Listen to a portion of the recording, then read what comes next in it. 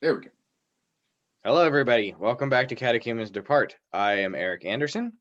I'm Father Mark Kozak from the Assumption of the Holy Virgin Mary Church in South Philadelphia. Hi, Father Mark. How are you? I'm good. Good. It's cool and sunny here in Philly. I mean, I'm sorry. I'm in Newcastle, Delaware right now, but Yeah, but I think in Philly it's also sunny and cool too. it is gray and cold here, but that's okay. It's Sorry snowed. about that.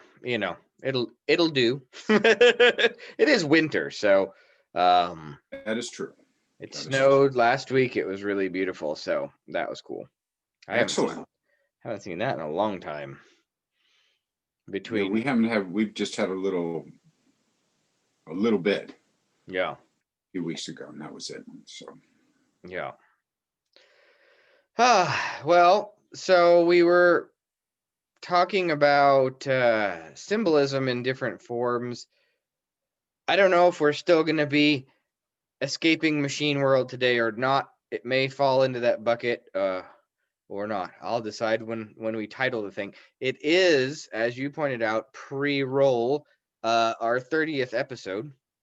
So that's right. That's right. It's our 30th episode of Catechumens Depart. So congratulations on that, director and everything. Please tell our producer that I send congratulations to her I will, and to the dogs and to the cat and and the whole team. They're going to be very excited about their new home that's going to have 3 Yes. bedrooms versus where Wow. we're staying. So I will, and they extend their greetings and fur to all of you guys out there. Hello from animals and wife and everyone. Well, we had said last time that we would talk a bit about waters and theophany and all of that this week. And since at least on the new calendar, that was 2 days ago. It was. And I presently still am coexisting between new and old calendar parishes. So, an exciting side note is that there is a little OCA monastery out here in Marshfield where my nephew is and where we've been staying that was closed for a while and has now been reopened. There's presently one nun, but I think more are coming. And I met the priest who goes to serve the liturgy there every other week. So I think we're going to go there this weekend. Wonderful. Yeah, so that'll be fun. I've only been to one liturgy at a monastery so far, and it was really neat. So that was out in Strong Island, New York. Yep. Been there. Yeah, it was cool. So, well, here, I've got, courtesy of St. Vladimir's Theological Seminary, I have this cool icon. I'm gonna practice. We're gonna share screen, so hopefully you guys can all see that and it's not cropped weird. So Father Mark, what is going on here in this picture? Well, give me a second here. I can zoom in if you want me to. Can you make it bigger? Let's see. Probably not. Let's see. Oh, look at that. I have a slider. Everyone is really impressed by our technological prowess. Oh, okay, don't make it too big. Yeah, a little bit smaller, a little bit smaller, a little bit smaller. Yeah, in fact, we're going to have to go back. We might have to go back to the original. Well, I think, let me see we left God the Father out. I can actually, we did. I can drag you around. So sometimes at the top, Mm-hmm. there's a hand that's blessing. Oh, yeah, like up here. Yeah, but that's not in this one. So that's God the Father. The dove obviously is the Holy Spirit. Mm-hmm. Jesus is obviously in the middle, and he always has the Alpha Omega there. That's how you can tell who it is, because sometimes he's the only one that has that. So he looks like John the Baptist sometimes, and you have to really, watch what the iconographer did. Hopefully they did the right thing. And then on the left, and that's John the Baptist, of course, his cousin. Yeah, because he has this woolly coat and his hair is usually pretty wild. Right. He usually looks pretty crazy, but yeah. So if you can move it, let's see. All right. So we have angels, Mm-hmm. and then so I we know have. what this is, but why don't you tell us You know what that what? I'm not sure what the axe is. Don't remember seeing that. Oh, it's the axe is already at the foot of the tree. Oh, okay. Which is All what right. St. John says.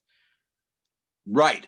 That's right. So that's part of his icon language, right? Because Right. you look at the icons, if you guys are new to them, they have a consistent language in order to Right. be canonically acceptable. Each icon has its own language, and some of them have books and books and books of language. Mm-hmm. The little guys in the boats that look like they're in underwater, those are devil god. I'm not devil gods, river gods. Yeah. Being submissive to Jesus Christ. So These are very interesting to me because these are, is that Poseidon, it looks like?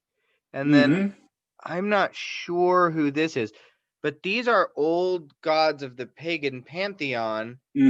Maybe even older. Like I think Absu is maybe the chaos water god of here I'm gonna zoom us out, of the Sumerian or Babylonian mythology.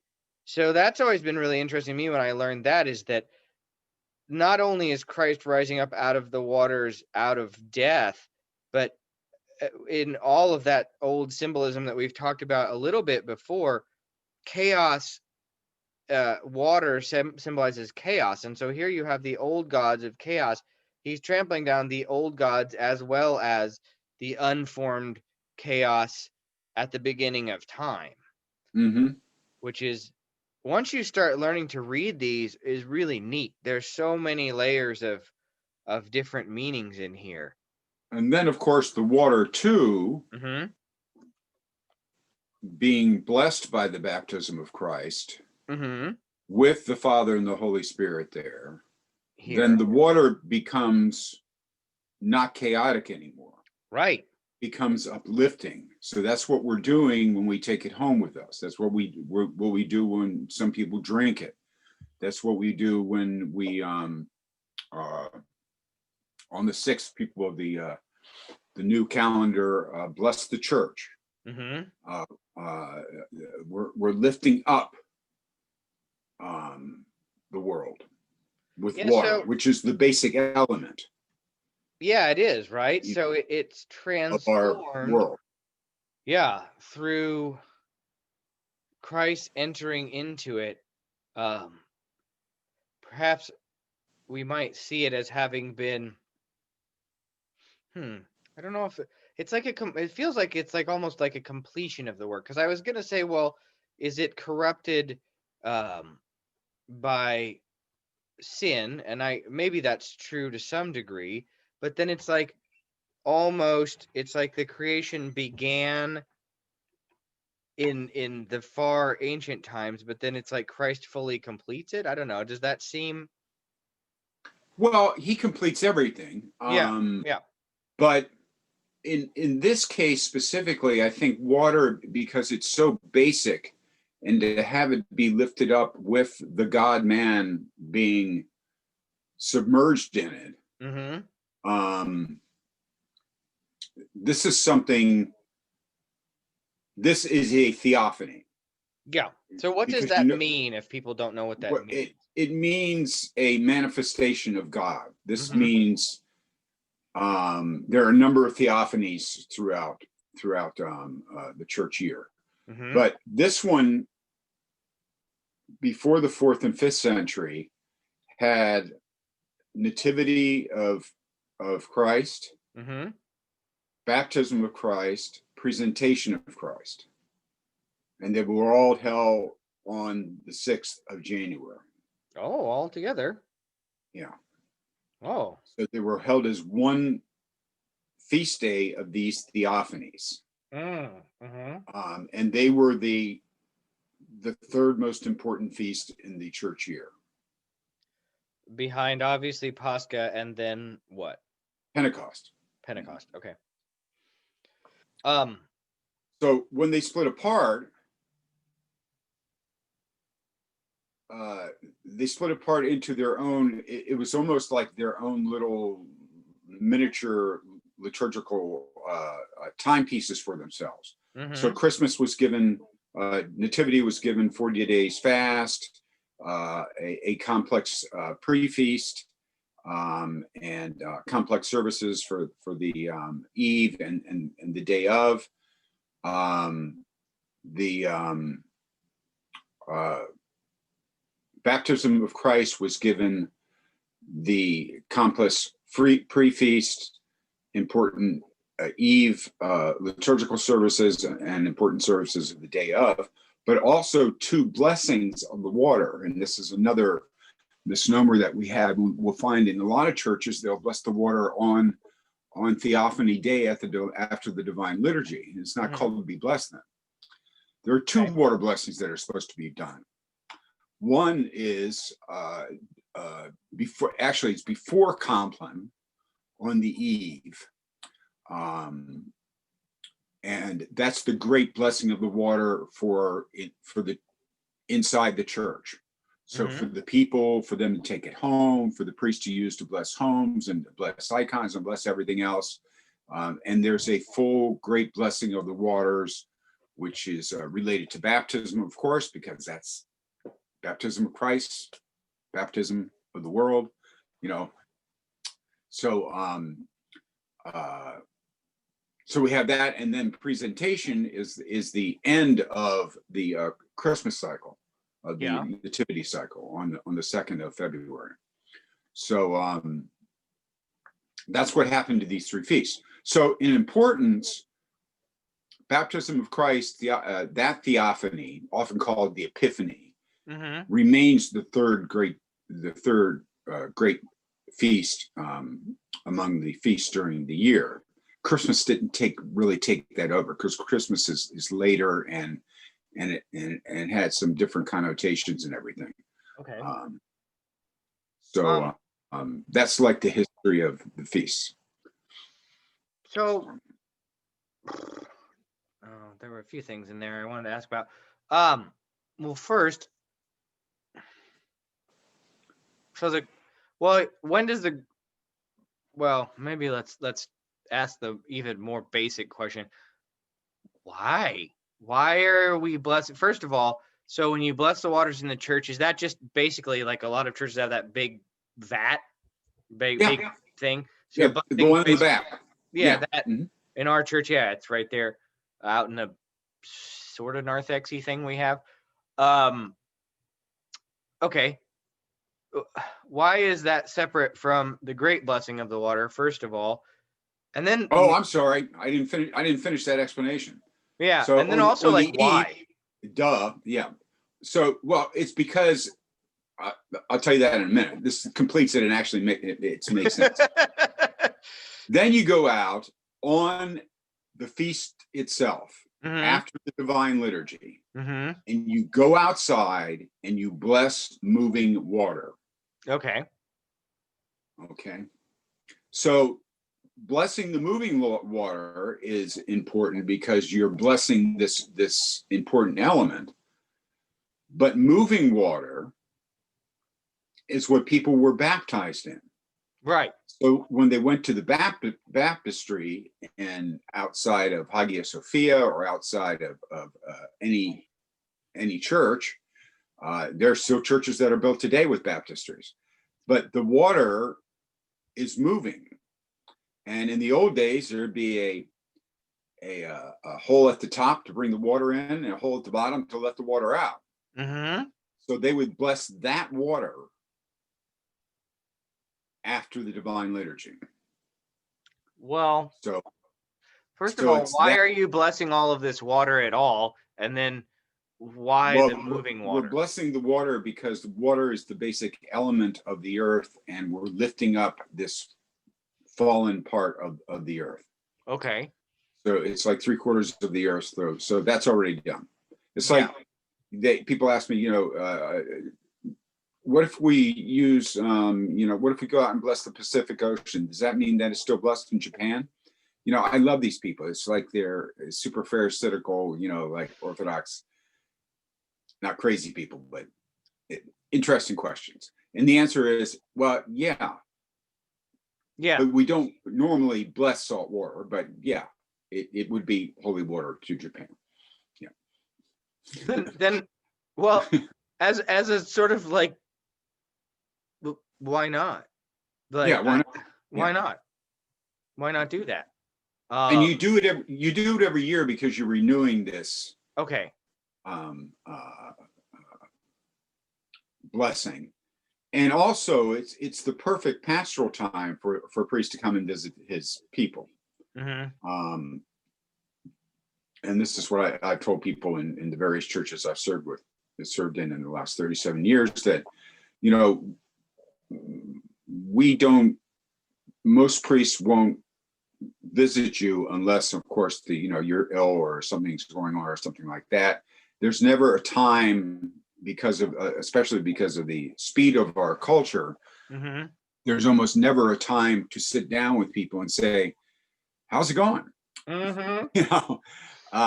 So that's what this is. That's also what this is for. So the priest takes the holy water. Well, actually, the people take their own holy water, but goes to as many of the homes that he can, and blesses these homes too. So the church is blessed, the waters are blessed, and then the homes are blessed. And the people at the homes are blessed too. So. Wow. I don't think we've ever actually touched on that. Like, what is a blessing? What? I mean, we say that all the time. Like, what are you doing when you do that? What is that? Like, when we say we're blessing this or blessing that or blessing the other thing, like, well, we're literally, if we're using the holy water and the oil, we're literally lifting that thing up. Okay. To God.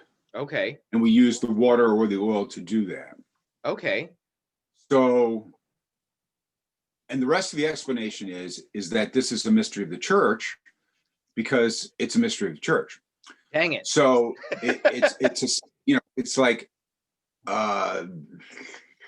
there are other theological things to say about this, but you have to be really, really careful, because you can dip over into being too scholastic about it and to being over defining it. And this is what our Western brothers had problems with. They would over define everything, not everything, but a lot of things. And then the people would get caught up in that, and that's not what it's there for. Yeah. Yeah. So, it's funny, because it's one of those things where we. So really, it's like, what, why do you bless? Well, because you need a blessing. Truth. Because you and I and the rest of us go into the fallen world every day, and we need a blessing. Our cars need to be blessed. Our houses need to be blessed. Our and so on and so on and so on. It's all like it. Yeah, it does. It sort of seems like you're right. It's like offering it to God, and it's sort of it's a nice reminder that it's all God's and that we're bringing it into that. Right, and it's something tangible. It's not only the words, but it's the two things together that make the wholeness of this. Yeah. Now, how they do that, I'm not, conversant on that. Yeah, and that's cool. Like, I don't. Yeah.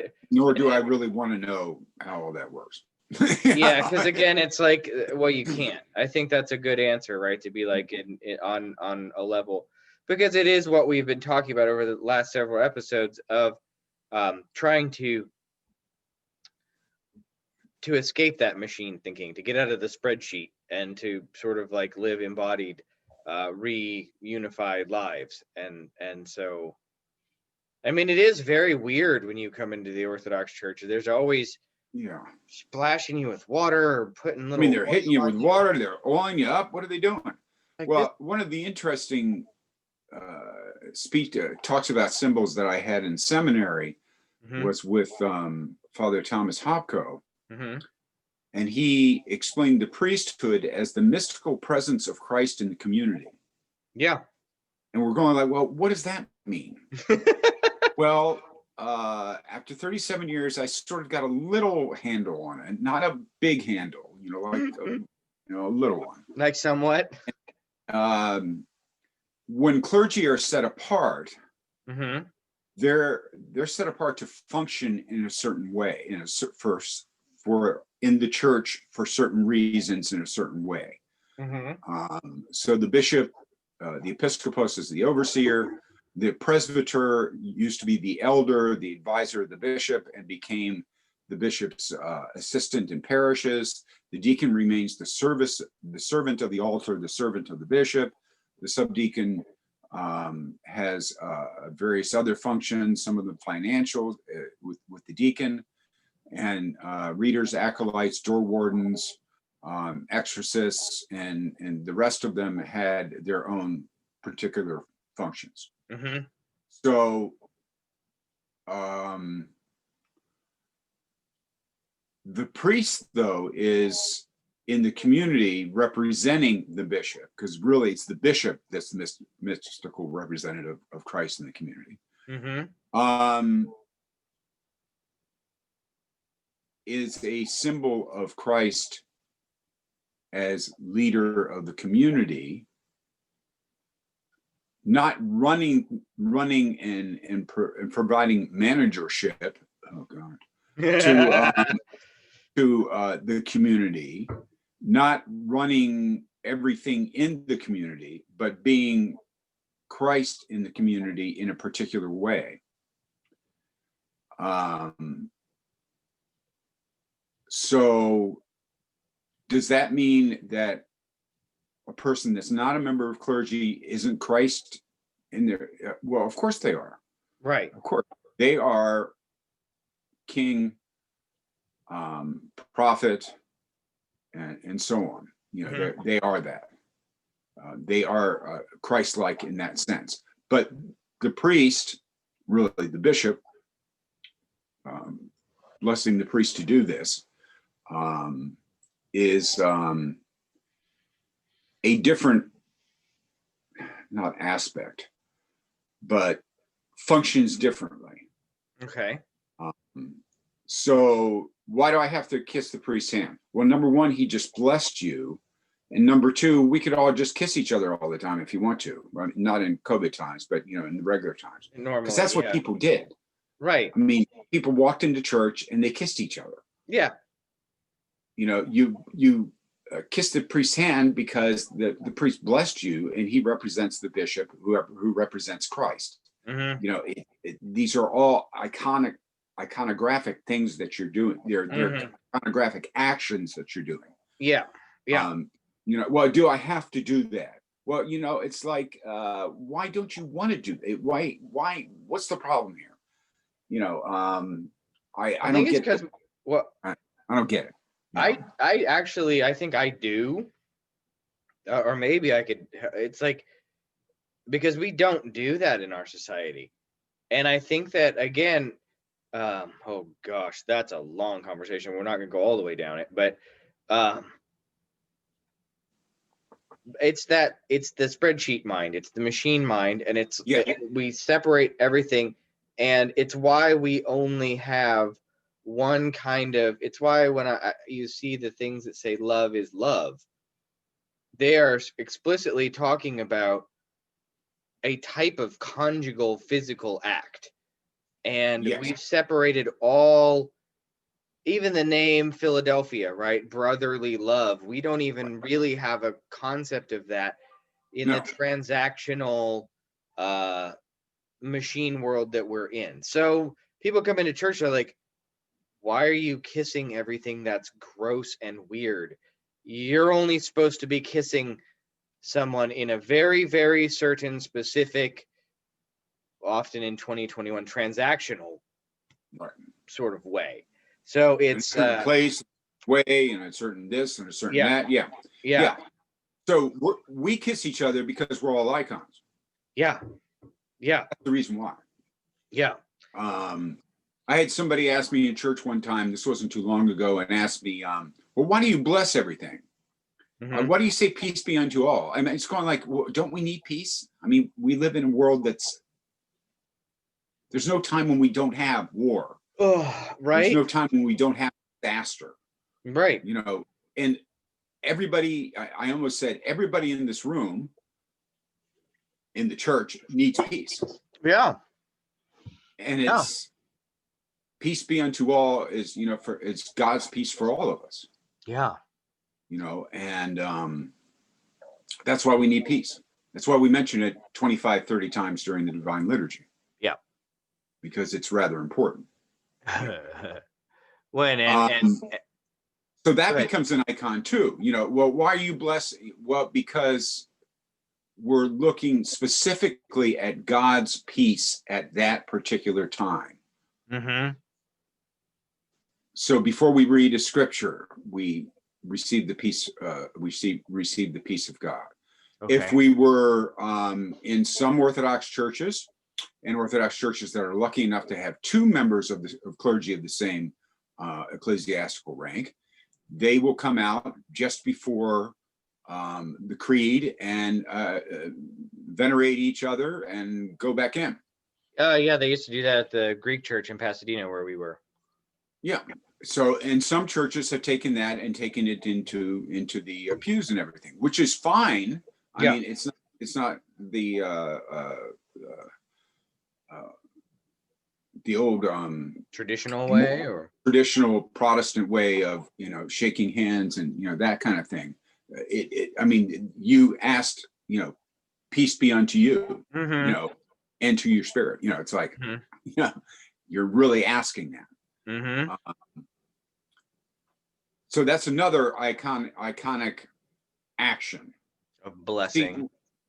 It's another blessing, and our lives are full of these things, and we just don't understand it sometimes.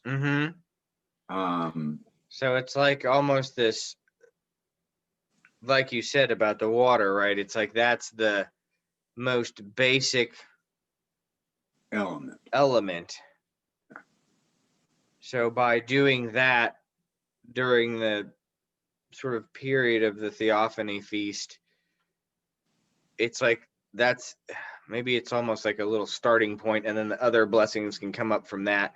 Well, they do, because that water that's blessed at Theophany is used to bless all the icons for the next year. It's used to bless for all the homes for the next year. It's used to bless anything that comes. It blesses all the people. Yeah. It blesses. It will bless everything. That's not blessed by all. And sometimes you get both. Like during the feast day, and during we'll do it on Sunday too. Here, we'll bless with both the oil and the water. The water. The holy water. So it's once again a liturgical mystery of the church / sacramental action that's being iconic together. And our life, and we have to understand that these are not isolated events. We do this all the time. We have to this is another place where we have to turn our head around, literally, and stay away from what the world looks at, the machine world looks at, and I like the the row by row by row thing that you were talking about. And we got to turn our head literally and realize that the real world is that where our lives are full of these blessings. Yeah. That's the real world. Yeah. The false world, the fallen world, is emptiness. Yeah. There's no blessings, no iconic action, no iconic beauty, no depiction of Jesus Christ, no depiction of the saints, no depiction of the cross. This goes back to iconoclasm, of course, and what the Jews and what the Muslims believe. Yeah. No depiction of God in any sense. And you go back to the icon. We don't need to do that, but there is God Of course, we're missing the hand, unfortunately. Yeah, that one didn't have a hand. Yeah, it didn't have a hand. But there is God with the first prophet of the New Testament, last prophet of the Old Testament, St. John the Forerunner, all of the angels, and there's the explanation of theophany. Mm-hmm. All in one sort of condensed hyper symbol thing. Right. And we look at each other and say, well, it's 2021. We don't need icons. Well, actually, we need them more. Yeah. So that everything is, so that we return to poem and story and enlivened or vivified life rather than transactional formulas and little bars and numbers and dry dead things. Exactly. That's exactly, I mean, and then you get to ask interesting things like, well, Father, why do we save all those little carnations and everything after we've had a Feast of the Cross, and we save them up when we give them to people? Mm-hmm. I'm going like, well, they're blessed and they need to go in their icon corner for another year. Mm-hmm. It's what we do. Good. Let's stop there. We should. We're at 30 minutes. Okay. Sorry. No. Yeah. It's that those physical objects, they carry the blessing out and out and out, just like the water, just like the running water. Yeah. And the running water was part of that. Yeah. Mm-hmm. Yeah, it like carries it out. Yeah. Rather than it being just inside the church box. My precious, yeah. That's right. It's mine. It's my church. It's my this. It's my that. No. It's our job is to give the good news to the world. Mm-hmm. And this is part of that. Great. Well, that was good. Thank you. Yeah. Water and blessings and theophany and happy 30th episode. Likewise, and to you. Yeah. And all of our fan can, they can send us a cupcake or something. We'll put a little candle in it. And actually we have more than one fan. I think we have two. We have two. But, Hi, two fans. Yeah. No, it's fun as always. So, we can keep going from there. Next week should be regular. Or as the Russians used to say, normalno. No, ordinary time, as they say. Ordinary Thursday, 3:00 Eastern time. I'm putting it in the black book. Well, I do have 6 other things to do that day, but not at that time. Not at 2/3 p.m. And it's not the Feast of the Nativity on the old calendar where you were serving a long distance away. So I think that's a good excuse for us being a day late.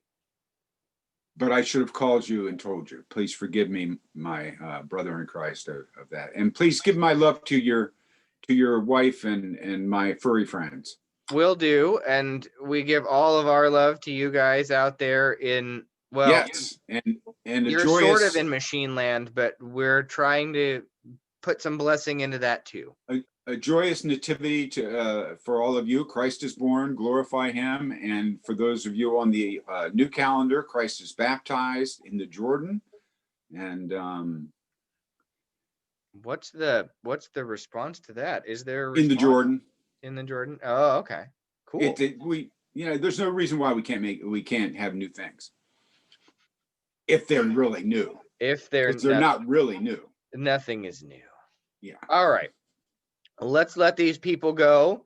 And thank you, folks, for joining us. I'm going to try not to cut it off early like I did last time with my new little one-button setup here. So until next week, we will see you. And catechumens depart. Oh, I can't get it on the screen. That way. Oh. Bye, guys.